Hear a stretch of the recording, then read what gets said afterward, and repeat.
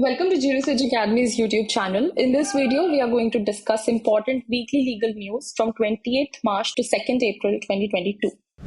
In first important news, the Supreme Court has held that sanction under Section 188 of CrPC is not required if part of the offence is committed in India. In the case of Sartaj Khan versus State of Uttarakhand, the court has held that sanction requirement under Section 188 CrPC is not attracted if part of the offence is committed in India. The court has held that the section gets attracted when the entirety of the offence is committed outside India, and the grant of sanction would enable such offence to be inquired into or tried in India. In second important news, the Supreme Court has held that High Courts should pass reasoned order under Article 226 of the Indian Constitution.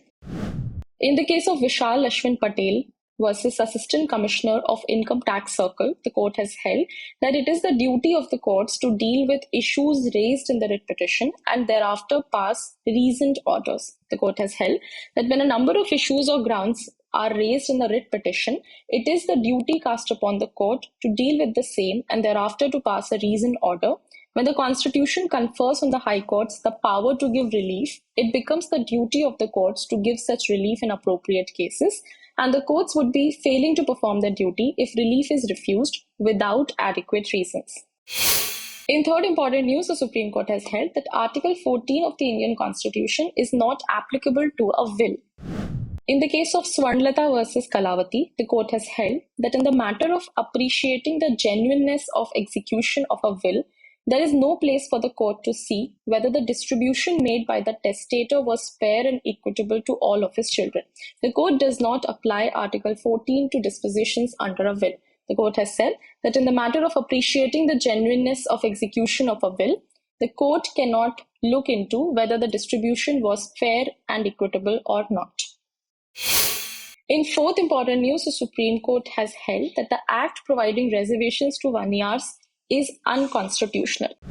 In a very important judgment of Patali Makkal Kachi, the court has held the 2021 Tamil Nadu Act, which provided 10.5% reservation in educational institutions and government jobs for the Vanniyar community as unconstitutional. Among other things, the bench has held that the subclassification of the Vanniyar community was not backed by relevant quantifiable data, rendering the 2021 Act as violative of Articles 14, 15, and 16 of the Indian Constitution. Lastly, the Supreme Court has held that mere non-framing of charge will not vitiate conviction in absence of prejudice caused to the accused. In the case of State of Uttar Pradesh versus Subhash, the court has held that non-framing of a charge under Section 149 of the IPC would not vitiate the conviction in the absence of any prejudice caused to the accused. The court has also observed that if ingredients of the section are obvious or implicit in the charge framed, then conviction in regard thereto can be sustained, irrespective of the fact that the said section has not been mentioned.